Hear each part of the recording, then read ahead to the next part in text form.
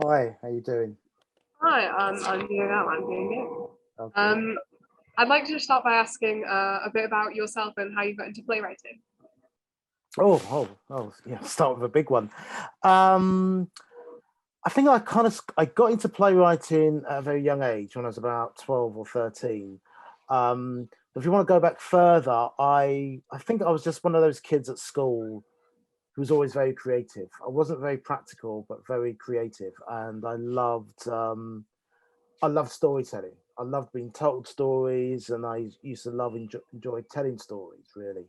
And I think I got that from my mother, who was a very avid book reader. She always read anything, so I kind of got that from her. So when I was young, I read everything. I read all the books that they told us we had to read or had to study or learn at school. I read them backwards and forwards, cover to cover because I just enjoyed it. It just suited me. It suited the kind of kid I was, character. Specifically, theatre kind of got its hooks into me because I remember I went through a phase when I wasn't doing so well at school, so I had to go to a Saturday school. There used to be a lot of that when I was a young child, particularly among West Indians who were very concerned about the level of teaching their children were getting, and they felt it stemmed from racism back then. So, and my mother was one of those concerns. So she wasn't happy with the level of education she felt I was getting at school. So I went to a Saturday school as well. And the guy who ran that school, he was also into theatre. He was an actor, he was a writer, director. He was he had a lot of fingers and a lot of pies. So sometimes instead of a usual lesson, when I would go to his flats and catch up on work, I would go and watch him rehearse with his actors on a Saturday sometimes. And I loved it. I really enjoyed it. And that prompted me to read not just novels, but I started to read more plays. And just anything, Chekhov, Shakespeare. I read more because we were studying Shakespeare at school, and so that gave me a real re-interest in him, and as well as that. So yeah, it kind of sort of just stemmed from that really, and it felt natural and it felt real, and just that I do that for a living. Um, so that's lovely. That's a lovely story. My Thank you pleasure. for sharing that. My pleasure. I'd like to move on to the play. Mhm. What's your relationship with the original play, and why did you decide to adapt it? Why did you decide to choose this one out of all the Greek tragedies you could have chosen? Mostly because again, in reference to my earlier what I said earlier, um, I read a lot of Greek plays, and I really really enjoyed them. I really liked them. I think that a lot of them, particularly the really good ones, always seem to have something that resonates with what's going on now, what's happening. And quite simply, Antigone is one of my favorite Greek tragedies. It's what I love about it is its simplicity, really, and I love the defiance of this young girl, you know, stepping out and saying to the established order, I Creon's empire and Thebes, no, this is not right. This is not right. And in her own subtle, small way, she takes him on. And the subtle way she takes him on is, of course, burying her brother, even when she's told. In fact, the entire city of Thebes is told his dead brother's body is not to be touched. And I've always just admired her, given that she was young, just that sort of inner strength of hers and that sense of morality and sense of right and wrong, and her willingness to kind of stand up to Creon and do what she feels is right. And I just think that's a great, inspiring story. And I thought Sophocles tells it. It's told so well. And again, like I said, it's my favorite Greek play because of that simple core story, really. And and I've seen so many other Greek plays being done before, and I've been inspired by those. And what I've always found is playwrights they've always found a way to make their stories their own. I.e., they take the essence of the story and place it in a setting or a world that is of interest to them, and the play works around it. And I just felt, yeah, I would like to have a crack at that. I would like to sort of do that. And the first Greek play, obviously I came to was Antigone. I've always felt for quite some time how I could do it, how I could tell it in that world that it set. And finally, I was able to get the opportunity to write this when I was commissioned by Marcus Roma, who at the time ran Pilot Theatre Company. And they're a theatre company that was based in York and did a lot of touring around the country. And their ethos, the way their company works, is they like to do middle scale of plays geared towards young people, but not exclusively for them. So I've worked with him before, and we were very keen to work together again. And finally, I told him, I said, you know what, I've always wanted to do a version of Antigone, and I always know how I can tell it. And he got very excited, so he commissioned me to go and do that. So we got the literal translation of the play, which is it's where it basically it's not really it's almost, although it probably isn't, but it's almost word for word what Sophocles wrote. But it's very bare and very it's there for a writer to take that on board and make the dialogue and the world your own. So that's what I did. So I attempted that. I suppose the reason why I set it in the world where it's set is it's a world I've written about before. I've covered before in previous works, and I just thought I just had a strong idea, and instinctively I just said I can see Creon as this sort of or at least on the surface, a sort of gang leader who controls his empire. And I just thought, oh, there's something in there about, status and power, and he acts and behaves like a king. So, and Antigone is a young girl living in that world. And at the time, and as I said, I've covered it about in other works before, but I've always been very, I don't know what, trying to find the right word is described, but I've always had a sort of concern and interest in the way choices some young people make in their lives in terms of the kind of the gang culture and so on. And that's a sort of concern to me. And it's a world I want to challenge. It's a world I want to do my part to tell young people, no, that's not the way for you to go. There are other opportunities, there are options in your life. So that was a reason enough for me to want to write this play. But obviously, I don't want to be sort of po-faced about it and self-righteous, because ultimately, I still got a story to tell, and I think it's a duty of any playwright when you write a story to make it as complex as possible, even giving characters who you probably don't approve of and wouldn't like in real life. You've got to give them the floor. You've got to give them a level of understanding and compassion in order to tell the bigger picture, to tell your story. So that's kind of where I went at it with Antigone. I think that all of those things that you were talking about with the way that the gangs and these things shouldn't be, that's not the only way for young people to go. There's other things you can do. I think those are really important themes that you should be reading about in the classroom. So I think that's a really great thing that you've added into the play there. I'd like to go back to the main character, Antigone. As a young woman myself, I found what she was doing and how she stood up for herself, and she knew what she wanted. She didn't care about the consequences of it. She knew what she wanted, and she was going to stick with that till the end, and she in the end did. I'd like to know how for you it was to write this female character, and if there were any inspirations in your life for this female character, and about your opinion on her yourself. Oh, well, she's I think Sophocles did most of the work for me, because she's there in the original story. She's really sort of a strong, opinionated young woman, willing, like as we said, willing to sort of to die, and she does die, sadly, for what she passionately believes in, and that's the sort of lesson for us all. So Sophocles kind of did the work for me already. In order to kind of to make her in my version, because I call her Tig, even though she's still Antigone, but the kind of in an attempt to kind of make her mine, I called her Tig. She's based on a lot of people. My sister, my nieces, people that I knew at school as well. She was a sort of amalgamation of all those people, all those sort of strong. Even if she's even got echoes of my mother in that really.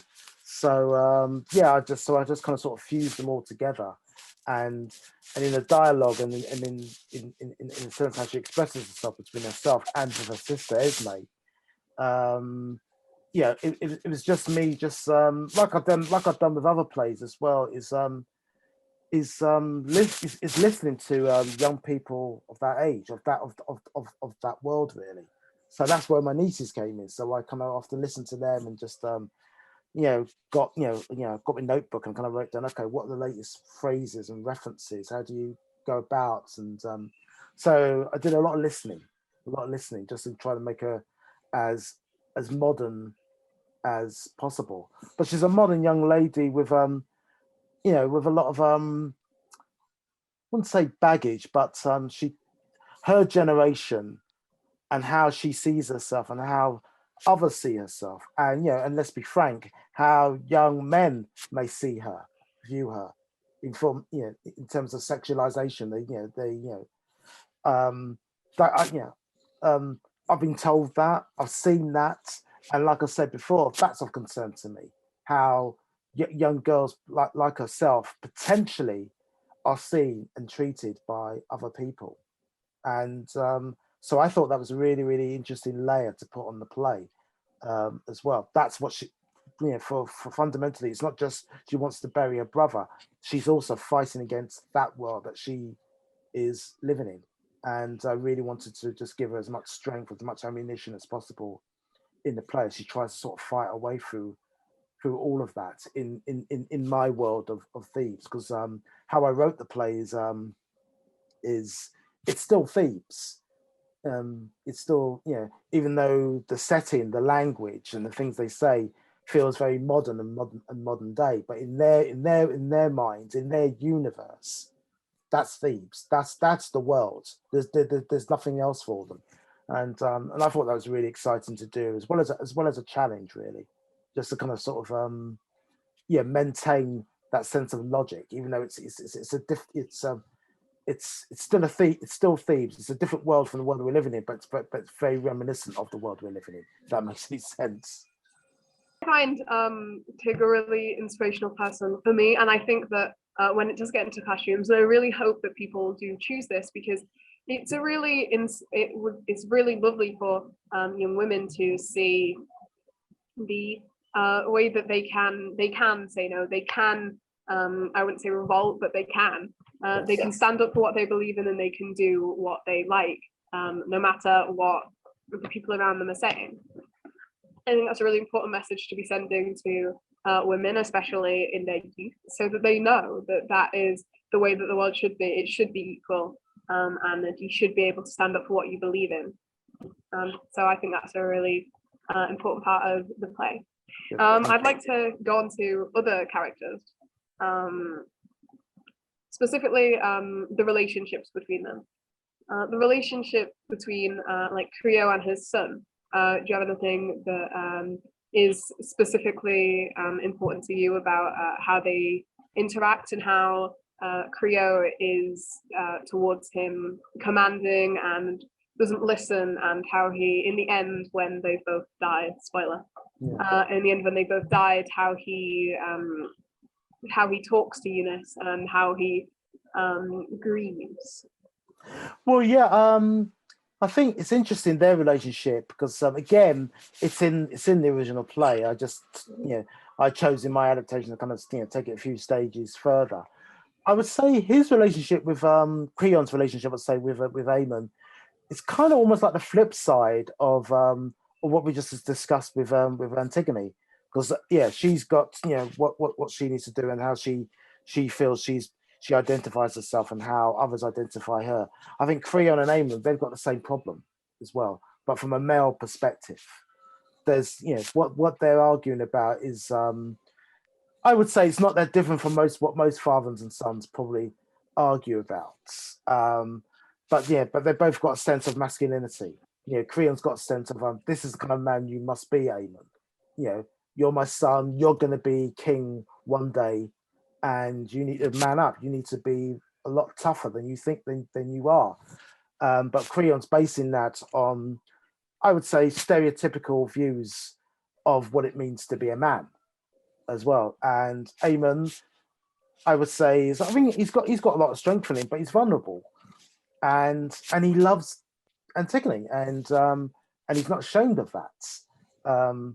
But it takes him a while to kind of own up to that and confront his dad and tell him, look, I'm sorry, Dad, but you're wrong. I love you, but this is wrong. And therefore he disappoints his father because they've both got different views on what it means to be a man and how you should conduct yourself and behave yourself as a man. And Creon probably got that from his dad, and then his dad got it from their dads. It's kind of a continuation of these unhelpful stereotypes, and it's causing, as I hope it's clear in the play, it causes tension between them both. Aemon, he's fighting for the woman he loves.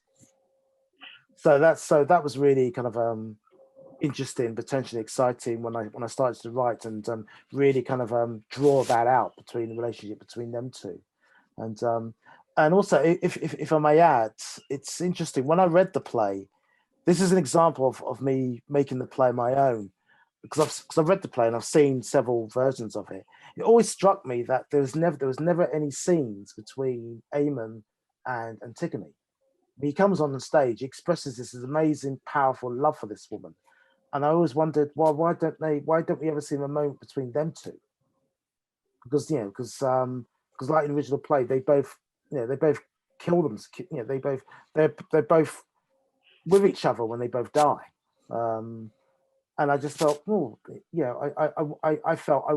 was curious. I wanted to see a moment between them two. So that's why I kind of sort of add in, and then that helped to feed then Creon's relationship with his wife, Aemon's mother as well. And again, that's another level of masculinity because she takes him up on it. She takes him up on, this is what you did. You're to blame. You and your macho nonsense, and not just macho nonsense, but also just his greed for power and lust for power and how he wants to pass it on to other people. And she's saying none of that doesn't mean anything now because our son is dead. What have you got left, Creon? And he hasn't got anything left, and that's the painful, harsh lesson he comes to learn at the end of the play as well. Because at the end of the play, he's got nothing, absolutely nothing.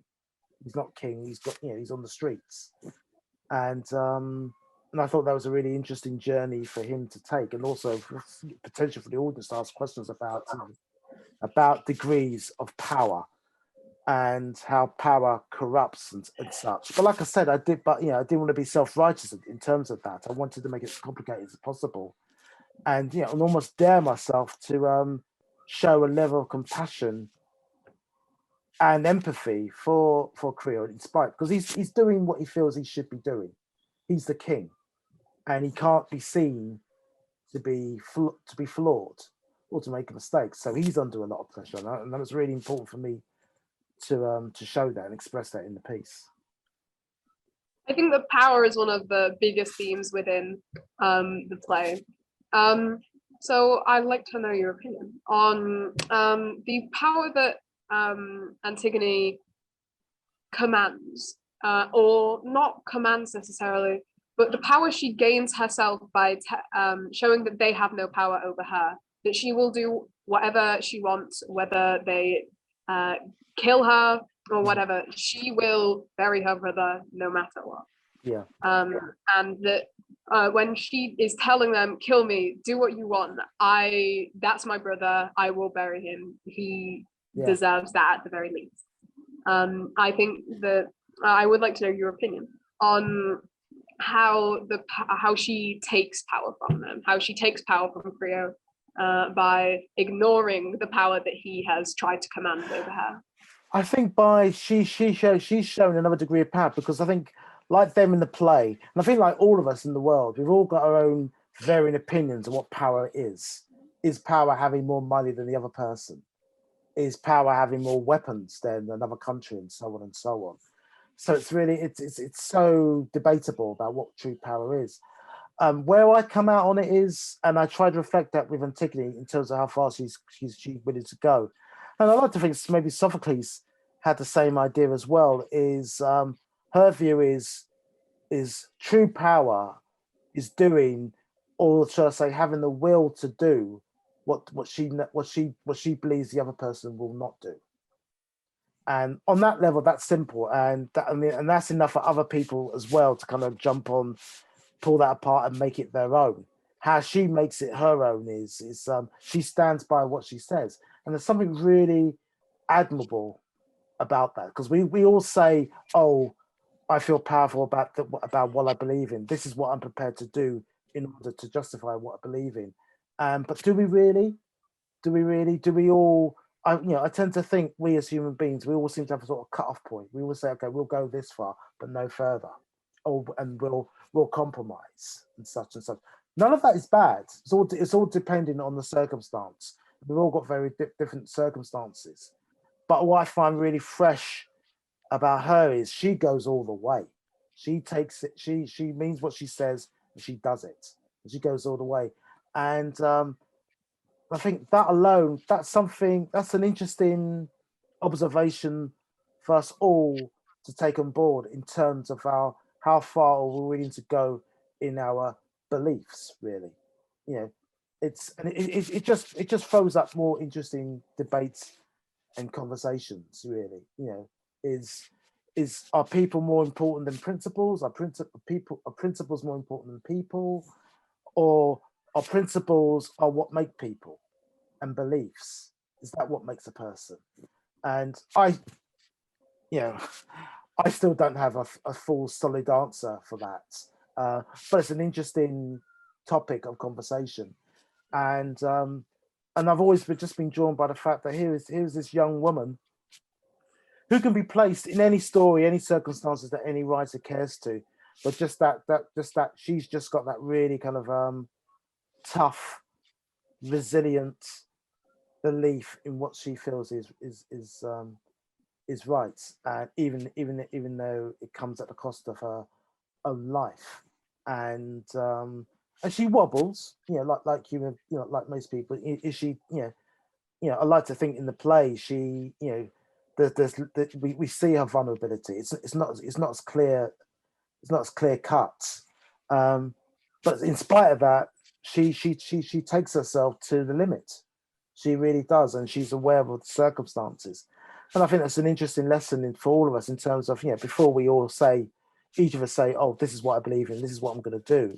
Maybe ask yourself, "Okay, how far am I really willing to go for my beliefs?" I'm not suggesting, we take ourselves to the extreme like she does, but that's a real. It's a good yardstick. It's a good example for us to kind of measure ourselves against in terms of, and ask ourselves honestly, okay, what do we believe and don't believe in, and what are we for? What are we really, really for? And that's why I like that play so much, was it just conjures up so many questions and debates for me. Really, it's never ending, it never stops, and for me, that's what makes a good story. Always has been, always will do. It's not written down here, so sorry if I throw you off guard with No, the question. no problem. But for the themes of power, I also think there is quite a strong theme of love in the way that Esme loves Tig, so she would sacrifice herself for Tig, and the way Eamon loves Tig, so he would go anywhere, he would do anything for her, he would leave his whole life behind just to be with her.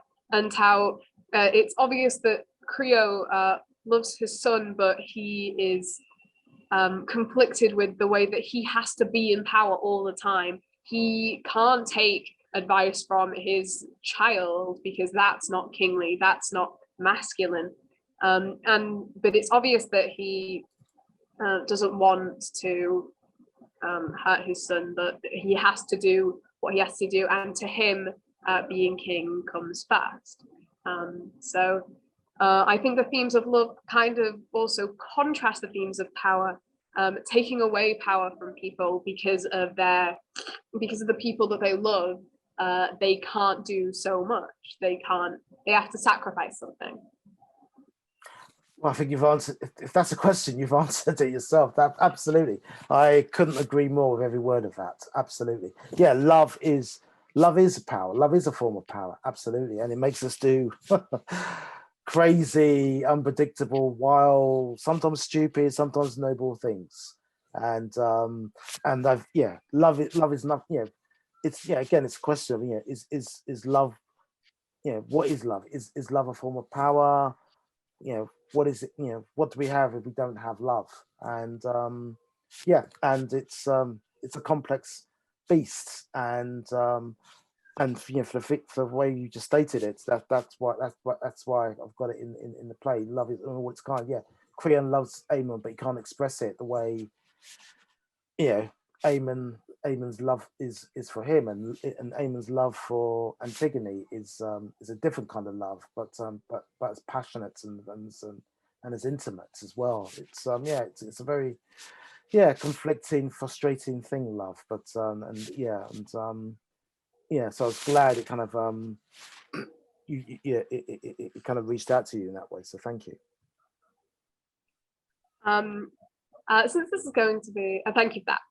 But since this is going to be a GCSE drama set text, I was wondering how you yourself would envision this play on stage, in the theatre, and how you would see it be performed.